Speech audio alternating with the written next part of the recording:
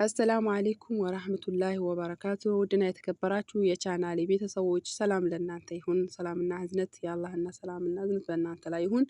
ኢንሻአላህ ዛሬ መልእክቴ የውድ እህቶቼ ስደተኛው እህቶቼ ወይም እህቴ መልእክቴ ምንድነው? ለምሳሌ አሁን በአደል ዒድ ሳውዲ አረቢያ ላይ ብዙን ጊዜ ስራ አይገኝም፣ ግን ጊዜውም መጥፎ ነው፣ እንደ ድሮ አይደለም። ለምን አሁን ጠለብ መምጣት ጀምሯል።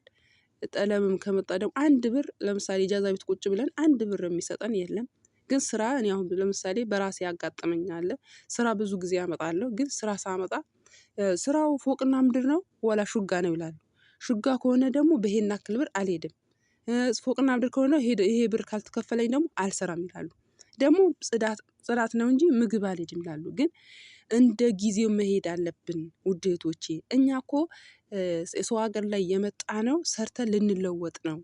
ስራ ስራ አማርጡ ችግር የለም፣ ግን ስራ ምርጫ የሚደረግበትና የማይደረግበት ወቅት አለ። ገባችሁ?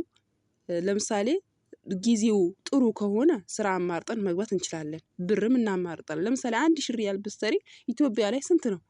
ግን በ1200 በ1300 ይመጣል። ጊዜው በጣም ሳውዲ በጣም ያን አሰሪዎችም ጸባያቸው ተለዋውጧል። ሁሉም ብቻ ጊዜውም ኑሮም ተወዶባቸዋል።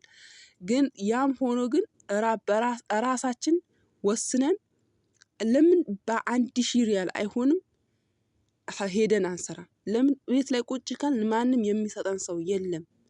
ስራ ፈታ ነው እንጂ ስራ ማርጣ ነው እንጂ የምንባለው ስራ አታ ቁጭ ብላለች አንባልም።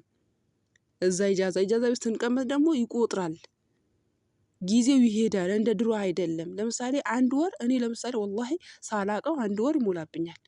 ይሄ ዛሬ ቀኑ ምን እንደሆነ ሳላቀው ነገ ደግሞ ይመጣል። ግን ተው የበናት እዛ ኢጃዛ ቤት ቁጭ ብላችሁ ስራ ምርጫ አታድርጉ። 1000 ቢመጣላችሁ 1200ም 1300ም 1000 ቢመጣላችሁ ሂዱ። አንድ ብር እኮ የሚሰጣችሁ ሰው አታገኙም ኢጃዛ ቤት ላይ። 2 ሳምንት ቁጭ ካላችሁ እኮ ስራ አትፈልግም ነው የምትባሉት። ምንም ታታሪ ጎበዝ ብትሆኚ ስራ ፈተሽ አንድ ሳምንት ቁጭ ካልሽ ሰው ሌላ ስም ነው የሚሰጥሽ። ገባሽ? አንቺ ግን ስራ የለሽም፣ ስራ አተሽ ነው ቁጭ ያልሽው፣ ግን ሰው ግን ሌላ ስም ነው የሚሰጥሽ።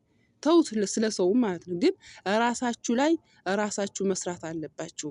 ስራ ሲመጣላችሁ የስራ ምርጫ አታድርጉ። ሂዱ፣ አይታችሁት ኑ። በቃ ሂዱ። ሳታዩት እንደዚህ ይሆናል። አንደኛ ነገር ተወከል አለላህ፣ በአላህ ላይ ተወከል አድርጉ። ሁለተኛ ነገር ነው በራሳችሁ ተማምናችሁ ሂዱ። አንዳንድ ጊዜ ለምሳሌ አንድ እህቴ እስቲ ጓደኛዬ ላማክራት፣ እስቲ ፉላን ላማክራት የሚሉም ሴቶች አሉ።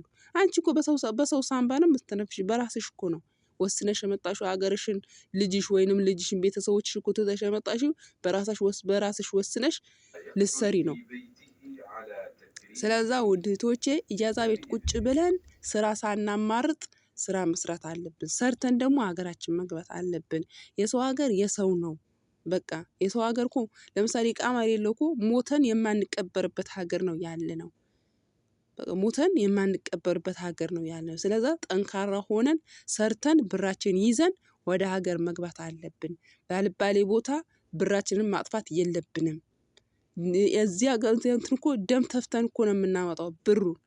ግን ብሩ ደግሞ ስናመጣው እንዴት ነው የመጣው ብለን ሀሳብ ላይ ማስገባት አለብን። የበናት ብራችንን ማባከን የለብንም። በተለይ ኢጃዛ ወተን ስራ ምርጫ ማድረግ የለብንም። እንደ ጊዜው ነው። ድሮ በ1800 እንሰራ ነበር፣ በ2000 እንሰራ ነበር፣ 2008 በ2000 እስከ 3000 እንሰራ ነበር። ግን አሁን የለም። ለምን? አሁን እኔ አንድ ሰው ስራ ፈቶ ሲወጣ ተቀያሪ ታመጣለች መዳም አሙሽ ያኒ እናንተ አፋችሁ ራሱ አሪካፋና አንድ ደውላ ታመጣለች። ደግሞ መጥፎን ጓደኛ ለአንቺ እንድትወጪ ጎትኩተው ያስወጡሽና የራሷ ቤተሰብ ታስገባለች። ከእንደዛ አይነትም ጓደኛ አላህ ይጠብቀን። ግን ተው፣ ኢጃዛ ቤት ቁጭ ብላችሁ ስራን አታማርጡ። በመጣላችሁ ስራ ሂዱ። ሄዳችሁ